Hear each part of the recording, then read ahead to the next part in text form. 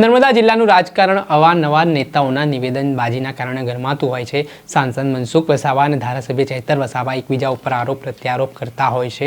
તેને લઈને નર્મદા જિલ્લાનું રાજકારણ ગરમ જોવા મળતું હોય છે. પરંતુ સાંસદ મનસુખ વસાવા વધુ એકવાર આકરા પાણીએ જોવા મળ્યા છે. આગામી સમયમાં જિલ્લા પંચાયત અને તાલુકા પંચાયતોની ચૂંટણી યોજાવાની છે. તે પહેલાં તેમણે કાર્યકર્તાઓની જે પ્રશિક્ષણ શિબિરો યોજી રહ્યા છે, તેઓ સતત લોકો વચ્ચે કાર્યકર્તાઓ પહોંચે, અલગ અલગ મુદ્દાઓને લઈને લોકોને સમજણ આપે તે પ્રકારની વાત કરી રહ્યા છે. અને કેવી રીતે ધારાસભ્ય ચૈતર વસાવાને રોકવા છે તેને લઈને પણ એક યુક્તિ છે તે સાંસદ મનસુખ વસાવા તૈયાર કરી રહ્યા છે. આ વચ્ચે તેમણે ફરી એકવાર જે પ્રશિક્ષણ શિબિર કાર્યકર્તાઓની મળી હતી તેમાં ધારાસભ્ય ચૈતર વસાવા અને નર્મદા જિલ્લાના આમ આદમી પાર્ટીના જિલ્લા પ્રમુખ નિરંજન વસાવાને આડે હાથ લીધા છે. ને શું શબ્દો તેમના માટે પ્રયોજ્યા છે તેમને સાંભળો.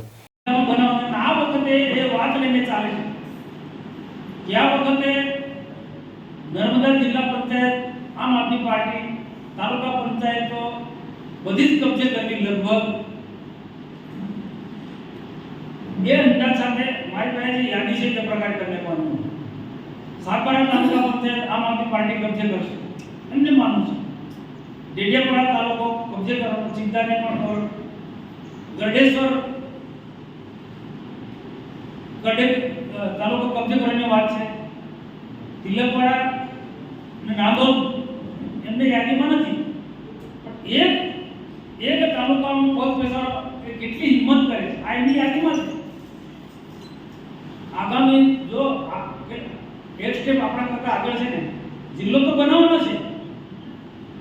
જિલ્લો આમ આદમી પાર્ટી આ એમની વાત છે.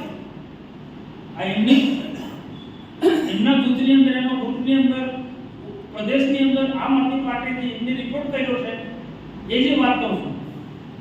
એને ઉપર કર્યો છે રિપોર્ટ કે નર્મદા જિલ્લાને અમે કબજે કરે છે.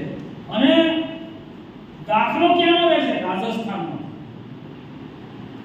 બાપ જે પાર્ટી જે પ્રકારે તાલુકા પંચાયત, જિલ્લા પંચાયત, વિધાનસભા, કેટલીક લોકસભા કબજે કરે એ એકદમ ત્યાં લોકો ચાલી ગયા. આ પૂછે છે એમના નેતાઓ ગુજરાતમાં આમ આદમી પાર્ટી કેટલી તાલુકા પંચાયત, કઈ તાલુકા, કઈ જિલ્લા પંચાયત. અહીંના જે લોકો, એમના નેતાઓએ એ રિપોર્ટ કર્યો કે અમે નર્મદા જિલ્લો જીતીશું, નર્મદા જિલ્લા પંચાયત જીતીશું. ઝઘડિયા, વાલિયા, નેત્રંગ ત્રણ તાલુકા પંચાયત અમે જીતીશું. આ સ્વપ્ન છે એમનું. છતાં હિંમત તો કરીને રિપોર્ટિંગ કરવાનું. તાલુકા પંચાયત સાગબારા, ડેડિયાપાડા અને ચિત્તા અને ગરડેશ્વર. તો હું કોઈ તમને ડરાવવા કે એનામાં કે આની એની તાકાત પર હું આપણે ખુશ જેવું નથી, પણ વાસ્તવિક એમની જે આગામી પ્લાનિંગ છે એ અંદરથી એ મહેનત કરવાના એમના પ્રયાસો થઈ રહ્યા છે. એ અંદરથી મહેનત કરવાના એ પ્રયાસો થઈ રહ્યા. જઈ તો જુનારાજ જાય, 2 દિવસ રોકાય, આ એક પ્રકારનું ગણિત છે. રાયપુરમાં મીટિંગ કરે, અને ત્યાં બીજા કોઈને પણ મનસુખ વસાવાને ગાળો દે કે મનસુખ વસાવાએ કશું નથી કર્યું, મનસુખ વસાવાએ કશું. એને ખબર છે મેં શું કર્યું, બધું એને ખબર છે. છતાં પણ જો રાજનીતિમાં બધું ચાલે, ખોટી વાત ચાલવાની. આ જે એના નિરંજન મોટો નેતા થઈ ગયો, હવે સીધો મારા પર એટેક કરે છે. મનસુખભાઈ શું કર્યું? તારો બાપ શું કોણ હતો તો મને ખબર છે. પરિવાર રમી દીધું, ગાડીની પાટા પર પરિવારની આખા પાટા પર લાવનાર મનસુખ વસાવા, ભીખ માંગતા હું ના મનસુખ વસાવાનો હતો. આવો મેદાનમાં નિરંજન વસાવા એના બાપને શું સ્થિતિ હતી રાજુભાઈ ખબર છે. રાજુભાઈ કેવું પડે એ સ્થિતિનું તમે જાણો છો. કેટલો દારૂ લેવો, કોણ પૂછ્યું હતું, ખાવાનું નહોતું મળતું, એમાંથી 12 રોજ લાવ્યો છે. રાજુને ખબર છે.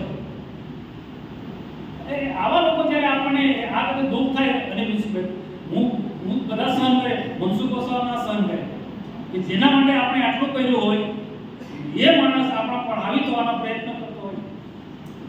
અમે તમારું જીવન બનાવ્યું છે,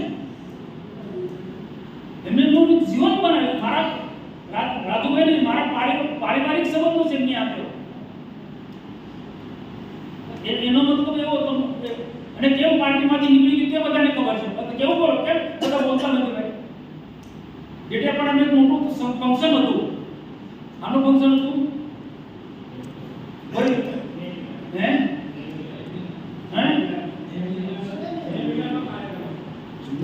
મિલન મોટું ફંક્શન હતું ને નાંદોદ તાલુકામાં પણ બધાને બોલાવ્યા.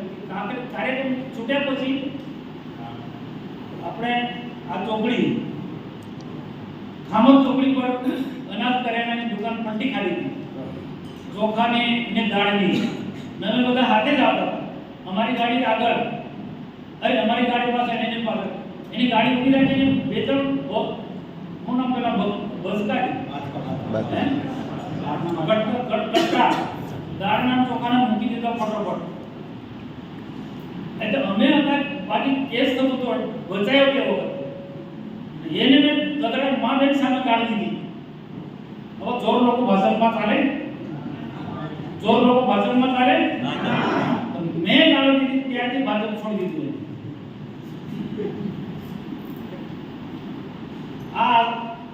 આ વાત છે. તો આવા લોકોને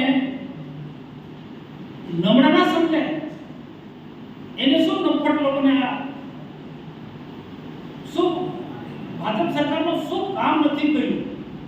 ફોરેસ્ટ એરિયા હોય કે પછી ગમે તેવા વિસ્તારની અંદર તમે જુઓ તો ખરા પહેલા 15-20 વર્ષ પહેલાની સ્થિતિ નર્મદા જિલ્લાની કે આખા ગુજરાતની કે ટ્રાઇબલ એરિયા શું સ્થિતિ હતી ને આજે શું છે મોદી સાહેબના શાસનની અંદર કેશુભાઈનું શાસન છે ત્યારથી જંગલની જમીનો અપાવી રોડ રસ્તા ગોકુળ યા ગામ પીવાના પાણીની શું સ્થિતિ હતી.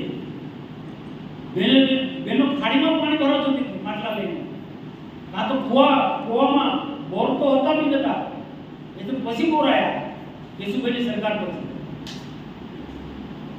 આ બધું વીજળીની કેવી વાત કેવી પડે. 24 કલાક વીજળી પછી ખેડૂતો માટે વીજળી ફોરેસ્ટ વિલેજની અંદર રોડ રસ્તા ફોરેસ્ટ વિલેજની અંદર રોડ રસ્તા જંગલ વિસ્તારના ગામોમાં ખાસ કેવું પડે. આ જંગલ વિસ્તારના ગામોમાં ખાસ કેવું પડે આપણા લોકોએ પછી પાંદડું નહીં તોડવા દે. ગોરાથી આગળ કોઈ જાય તો કોઈ રસ્તો બનાવવાનો સિવાય ફોરેસ્ટ રસ્તા તે વખતે ખબર છે આપણે આ રસ્તો બનેનો ખાતમુહૂર્ત કર્યું કેટલા વિઘ્ન આવ્યા. રિઝર્વ ફોરેસ્ટનો કાયદો સેન્ચુરી કાયદો અભયારણ્યનો કાયદો આની વચ્ચે કામ કરે છે મોદી સાહેબના શાસનની અંદર.